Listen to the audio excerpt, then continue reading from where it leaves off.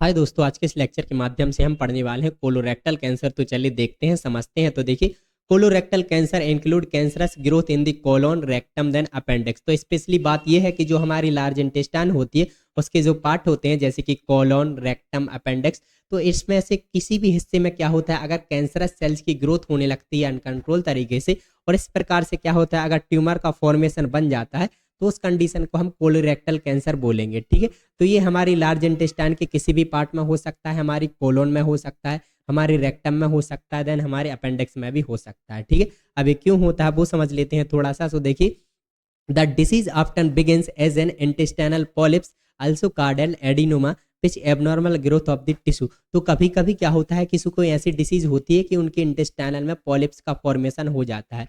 अब ये पॉलिप्स क्या होते हैं, तो पॉलिप्स को हम एडिनोमा के नाम से भी जानते हैं। स्पेशली होता क्या है, एबनॉर्मल ग्रोथ हो जाती है टिश्यू की एबनॉर्मल तरीके से, और कुछ इस प्रकार से पॉलिप्स बन जाती हैं। ठीक है, ये पॉलिप्स क्या होते हैं, 3 टाइप के होते हैं: एडिनोमेटस पॉलिप्स, हाइपरप्लास्टिक पॉलिप्स और सेक्रेटेड पॉलिप्स। तो जो एडिनोमेटस पॉलिप्स होते हैं, अगर इनको सही टाइम पर तुरंत ही ट्रीट ना किया जाए तो इसके कारण क्या होता है कि ये कैंसरस सेल में ग्रो होने लग सकते हैं। ठीक है, ये कैंसरस सेल में कन्वर्ट हो सकते हैं और ट्यूमर का फॉर्मेशन भी कर सकते हैं, और इनकी वजह से क्या होता है, कैंसर हो सकता है। ठीक है, तो इन्हें ट्रीट करना बहुत ही ज़्यादा ज़रूरी होता है अगर ऐसी कंडीशन होती है तो।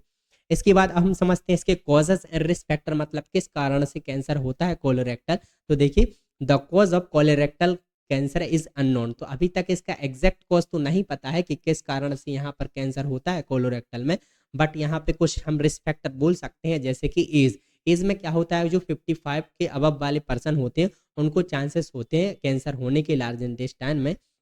साथ ही साथ हाई फैट लो फाइबर डाइट, अगर आप हाई फैट डाइट खाते हैं जैसे कि पकोड़े, samosa, French fries, pizza, burger, तो ये क्या होते हैं, बहुत ही ज़्यादा हानिकारक होते हैं और इसके कारण कैंसर हो सकता है। साथ ही साथ लो फाइबर डाइट, अगर आप अपनी डाइट में फाइबर की मात्रा बहुत कम लेते हैं तो कहीं ना कहीं चांसेस होते हैं आपको कोलोरेक्टल कैंसर होने के। ठीक है, इसके बाद जेनेटिक डिसऑर्डर, ये जेनेटिक भी हो सकता है, अगर प्रीवियस में किसी परिवार में अगर किसी को थी तो मे भी चांसेस होते हैं कि उनके बच्चों को भी हो जाए, मतलब अगर पिताजी को थी तो बच्चे में भी होने के चांसेस हो सकते हैं। ठीक है, इसके बाद पर्सनल हिस्ट्री ऑफ कैंसरस और पॉलिप्स, अगर आपको पहले कभी पॉलिप्स की समस्या थी तो उस कंडीशन में पॉलिप्स के कारण अगर कैंसर भी हुआ था तो चांसेस होते हैं आपको कैंसर होने के दोबारा से, क्योंकि अगर आपको पहले कभी कैंसर की समस्या थी तो कैंसरस की सेल वापस से ग्रो कर सकती हैं और वापस से आपके कोलोन में कैंसर का फॉर्मेशन कर सकती हैं। ठीक है, इसके बाद देखिए, इसके बाद history of inflammatory bowel disease, इसका मतलब यह है कि अगर आपको पहले कभी इन्फेक्शन और इन्फ्लामेशन हो रहा था आपकी लार्ज इंटेस्टाइन में,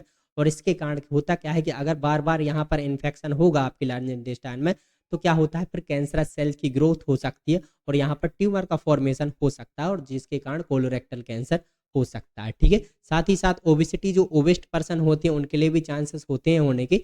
साथ ही साथ वायरस की बात करते हैं तो क्या होता है, कुछ वायरस भी होते हैं जो कि हमारी लार्ज इंटेस्टाइन को अफेक्ट कर सकते हैं और जिसके कारण कैंसर का फॉर्मेशन हो सकता है। ठीक है, इसके साथ स्मोकिंग, इसके बाद smoking and excessive alcohol consumption, अगर आप बहुत ज़्यादा स्मोकिंग का यूज करते हैं, अल्कोहल का यूज करते हैं, तो कहीं ना कहीं ये इसके कारण भी चांसेस होते हैं कोलोरेक्टल कैंसर होने के। तो ये कुछ रिस्क फैक्टर होते हैं जिसके कारण कोलोरेक्टल कैंसर हो सकता है। इसके बाद हम बात करते हैं स्टेज ग्रुपिंग, इसकी कितनी स्टेज होती है कैंसर की। तो देखिए, फर्स्ट स्टेज में हम देखें तो देखिए, cancer has begun to spread but is still in the inner lining. तो अभी जो फर्स्ट स्टेज में जो कैंसर होता है वो सिर्फ इनर लाइनिंग में ही होता है, कहीं पर भी स्प्रेड नहीं होता है, यहीं पर ट्यूमर होता है। ठीक है, सेकंड स्टेज में क्या होता है, देखिए, cancer has spread to other organ in near the colon, rectum, it has not reach lymph node. तो इसमें क्या होता है कि जो अगर हमारा कोलोन में क्या हुआ है, कैंसर हुआ है, तो कोलोन से रेक्टम में जा सकता है, अपेंडिक्स में जा सकता है, बट यहाँ पर लिम्फ नोड में वो रीच नहीं करता। ठीक है, मतलब इसी के पार्ट में ही रीच करेगा, जैसे कि कोलोन के बाद रेक्टम में हो सकता है, अपेंडिक्स में हो सकता है। ठीक है, लिम्फ नोड में रीच नहीं होता। ठीक है, इसके बाद देखिए स्टेज 3, स्टेज 3 में क्या होता है, देखिए, cancer has spread to lymph node but has not been carried to distant part of the body. तो अब थर्ड स्टेज में क्या होता है कि जो कैंसर का फॉर्मेशन है, जो ट्यूमर है, वो लिम्फ नोड में रीच कर गया है, मतलब लिम्फ नोड तक फैल गया है, लेकिन ये बॉडी के अदर पार्ट तक अभी तक नहीं गया है। ठीक है, अभी सिर्फ लिम्फ नोड में ही फैला है। ये 3 स्टेज में होता है। ठीक है, थर्ड स्टेज में। फोर्थ स्टेज में क्या होता है, अगर फोर्थ स्टेज का कैंसर होता है तो देखिए, cancer has been carried through the lymph system to distend metastasis and other organ rare the lungs liver. तो इसमें क्या होता है, अगर फोर्थ स्टेज में कैंसर होता है तो फोर्थ स्टेज में क्या होता है कि कैंसर लिम्फ नोड में ही तो पहुंच गया है और लिम्फ नोड के जरिए ये अदर ऑर्गन को भी अफेक्ट कर सकता है मेटास्टेसिस के जरिए, जैसे कि लंग्स में भी फैल सकता है, फिर लीवर में भी फैल सकता है, ठीक है, पैंक्रियाज में भी फैल सकता है, जो भी पास में ऑर्गन होंगे तो लिम्फ नोड के जरिए ब्लड वेसल्स के जरिए ये अदर ऑर्गन में भी स्प्रेड कर सकता है अगर ये फोर्थ स्टेज वाला कैंसर होता है तो, ठीक है। तो ये कुछ स्टेजेस होती हैं कैंसर की।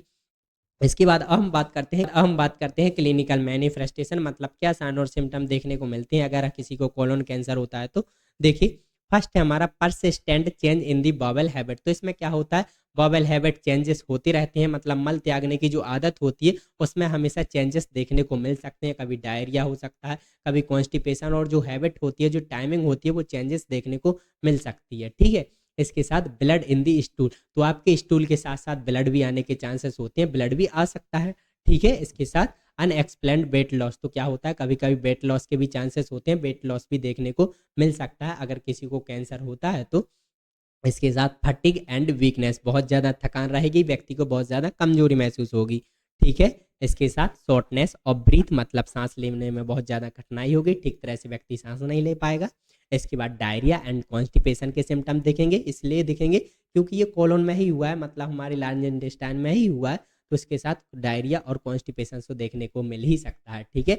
इसके बाद एब्डोमिनल पेन, बहुत ज़्यादा व्यक्ति को एब्डोमेन पेन होगा, ठीक है, दर्द होगा, ठीक है। इसके साथ नोजिया एंड वोमिटिंग के सिम्टम्स देखने को मिलेंगे, साथ ही साथ रेड और डार्क स्टूल भी देखने को मिल सकता है, जो स्टूल है उसका कलर रेड और डार्क देखने को हमें मिल सकता है। तो ये कुछ सिम्टम्स होते हैं जो कि देखने को मिल सकते हैं। इसके बाद अब हम बात करते हैं डायग्नोस्टिक एवेल्युएशन की बात, कैसे कैसे डायग्नोसिस किया जा सकता है। तो फर्स्ट है डिजिटल रेक्टल एग्जामिनेशन। इसमें क्या करते हैं डॉक्टर्स या नर्स, क्या करते हैं अपनी उंगली में जेली लगाते हैं और उसको एनएस के जरिए रेक्टम में इंसर्ट करते हैं, ठीक है। और इसके माध्यम से क्या करते हैं, असेस करते हैं कि अगर कहीं रेक्टम में क्या है ट्यूमर का फॉर्मेशन हुआ है तो इससे असेस हो जाता है, ठीक है। तो ये भी एक असेसमेंट होता है इसके जरिए।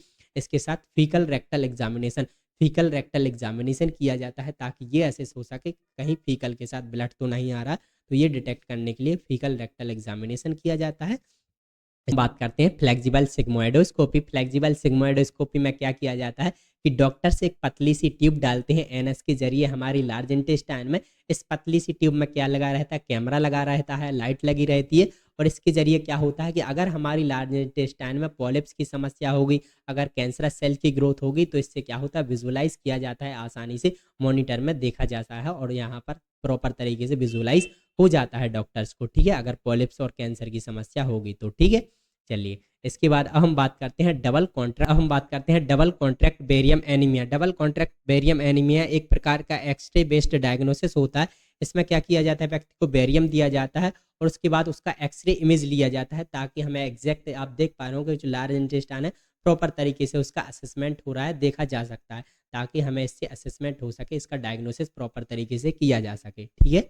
इसके बाद अब हम बात करते हैं लेबोरेटरी टेस्ट। कुछ लेबोरेटरी टेस्ट भी किए जाते हैं, ब्लड टेस्ट भी किए जाते हैं, ठीक है। इसके बाद टोटल कोलोनोस्कोपी।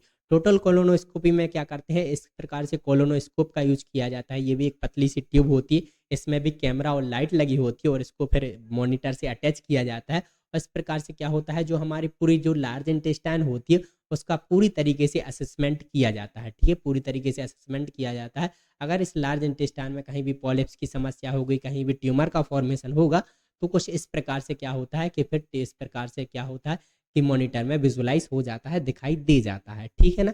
कुछ इस प्रकार से डायग्नोसिस किया जाता है। इसके बाद अब हम बात करते हैं इसके मैनेजमेंट कैसे किया जाता है। तो फर्स्ट है सर्जरी। सर्जरी में हम देखें तो देखिए, partially colectomy and hemicolectomy is use to treat 80 to 90% of colorectal cancer patient. तो इसमें क्या बात की गई है, पार्शियल कोलेक्टमी। पार्शियल कोलेक्टमी में बात यह है कि अगर हमारी लार्ज इंटेस्टाइन में किसी भी पार्ट में क्या होता है ट्यूमर का फॉर्मेशन हो जाता है, कैंसर सेल्स की ग्रोथ हो जाती है, तो उस वाले पार्ट को सर्जरी के माध्यम से रिमूव कर देते हैं। जैसे कि यहाँ पर अगर ट्यूमर का फॉर्मेशन हो गया है तो इस वाले पार्ट को सर्जरी के माध्यम से रिमूव कर दिया जाएगा, उसे हम पार्शियल कोलेक्टमी बोलेंगे। साथ ही साथ हम बात करते हैं हेमिकोलेक्टमी।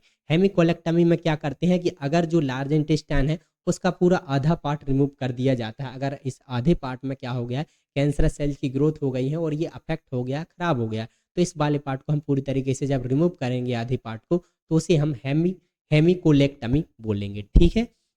इसके बाद अब हम बात करते हैं, सॉरी, इसके बाद हम बात करते हैं कीमोथेरेपी। तो कीमोथेरेपी में हम ड्रग्स का यूज़ करके कैंसरस सेल्स की ग्रोथ को कम करते हैं, उनको डिस्ट्रॉय करते हैं, ठीक है।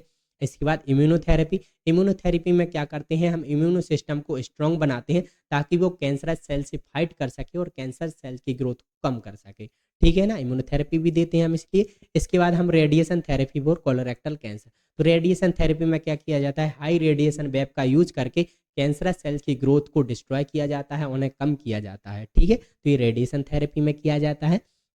इसके बाद अब हम बात करते हैं प्रिवेंशन के। इसका प्रिवेंशन कैसे किया जाता है, तो रेगुलर स्क्रीनिंग करा सकते हैं आप। स्क्रीनिंग में आपको ये तो पता चल सकता है कि अगर आप पॉलिप्स की समस्या है, कोई भी समस्या हो, तो स्क्रीनिंग में आपको पता चल जाएगा, असेस हो जाएगा, ताकि हमें कैंसरस होने से पहले ही असेसमेंट हो सके, ठीक है। इसके बाद हेल्दी डाइट लीजिए आप, ज़्यादा फैटिंग डाइट ना लीजिए, फाइबर को अपनी डाइट में इंक्लूड कीजिए। इसके साथ एक्सेसिव और वेट मैनेजमेंट, अपने वेट का मैनेजमेंट करिए, ठीक है, और ज़्यादा से ज़्यादा एक्सरसाइज करिए।